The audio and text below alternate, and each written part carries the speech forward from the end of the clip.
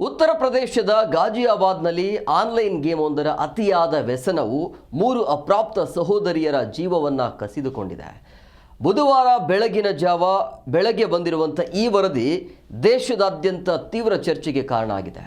February 4, 2026ರ ನಸುಕಿನ ಅಂದರೆ ಸುಮಾರು 2:15ರ ಸುಮಾರಿಗೆ ಭಾರತ್ ಸಿಟಿ ಸೊಸೈಟಿಯಲ್ಲಿರುವಂಥ ವಸತಿ ಸಮುಚ್ಚಯದ 9ನೇ ಮಹಡಿಯ ಅಪಾರ್ಟ್ಮೆಂಟಿಂದ 3 ಸಹೋದರಿಯರು ಹಾರಿ ಆತ್ಮಹತ್ಯೆಯನ್ನು ಮಾಡಿಕೊಂಡಿದ್ದಾರೆ.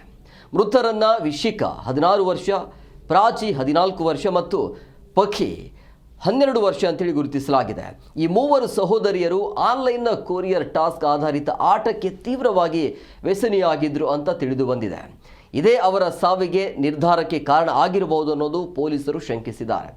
ಘಟನೆ ನಡೆದ ಸ್ಥಳದಿಂದ ಸುಮಾರು 8 ಪುಟಗಳ ಕೈಬರಹದ ಟಿಪ್ಪಣಿ ಹಾಗೂ ಡೈರಿ ಪತ್ತೆಯಾಗಿದ್ದು, ಅದರಲ್ಲಿ ಸಹೋದರಿಯರು ತಮ್ಮ ತಂದೆಗೆ ಕ್ಷಮಿಸಿ ಅಪ್ಪ ಅಂಥೇಳಿ ಬರೆದು ಪೋಷಕರಲ್ಲಿ ಕ್ಷಮೆಯಾಚಿಸಿದ್ದಾರೆ.